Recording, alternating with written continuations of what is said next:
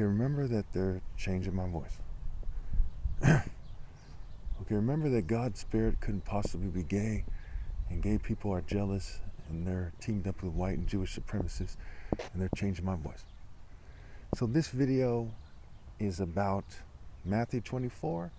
I'm going to have to make one more video about it after this, because I want to connect it to Judges 9. In Judges 9, we see that a millstone is used to kill King Abimelech, who murdered 70 people. You have the number 7. Okay, we said number again with the shekels as well in that story. I don't want to get too much into it because there's endless connections in the Bible, and I'm trying to explain Matthew 24 within reason instead of making a 200-part series about the connections to Matthew 24. It's one of many reasons that martial arts are superior to, the craft or sage arts or scribe arts or mere teachers or scientists. Because it gets to the essence of something. It doesn't just go on and about something to no avail. Thus summing up the law and the prophets. The heavenly warrior who defeats the beast, summing up the law and the prophets by saying, do unto others as you would have them do unto you. So basically Abimelech wanted to be king, and so he started murdering people unfairly. And at the end of the chapter, a woman drops a millstone on his head and hits him in the skull. Then Abimelech's mother, I believe it was, ordered somebody, a servant, to run him through with a sword so that people wouldn't say that he was killed by a female. So now that connects to Matthew 24, where it says that there would be 2 women, right, working on the handmill. One will be taken and the other left. So who would they kill and why if they had a millstone while they're working on that handmill? While they're working on the grain, while they're trying to process things into bread. Beware of the yeast of the Pharisees, the bread of God, the bread of the presence of God versus the bread of affliction from the Pharisees, from the liars. So this part is key here. So in Judges 9, it's very much about who's in charge.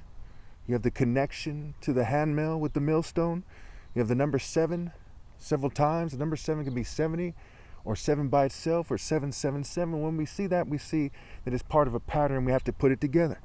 Even if you were to argue that that pattern doesn't exist, okay, if it makes sense, it makes sense. For example, if we are to connect the 7s together, and one of them is about the 7 abominations that fill the heart, and one is about purifying oneself by washing themselves in water that has been chosen by God 7 times. We see that that's connected. And we see it's connected to the end of the Bible where the wicked are being left behind. They're being cast out right outside the gates. Are people who are thrown into the lake of fire, the lake of burning sulfur. The cowardly, those who practice magic arts, those who love falsehood, the liars, the idolaters, the thieves, those who want to cheat me out of my right to lead, and so on and so forth. So we see that the numbers have some kind of connection. Now, you can spend your whole life connecting everything in the Bible to the best of your ability. Some people do. I mean, if you're locked up for the rest of your life, why not? If you have no life whatsoever, why not? If you're an arrogant Satanist who tries to impress other arrogant Satanists with the tree of knowledge, maybe you should be an idiot and do that, so to speak, right? But you shouldn't, right? You should scramble to do the right thing instead. Thus, getting to the point, right? The word point is a pun word for in top and on tip, the tippy top, pointing the way, the point of life, the point of love, the point of martial arts, the point of religion.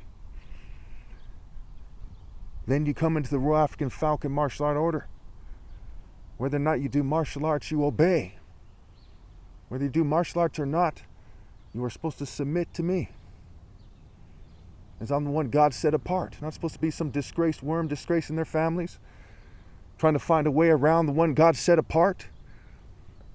Very disgraceful for people to do that. Very disgraceful, very arrogant. Their false sense of entitlement is unbelievably disgusting.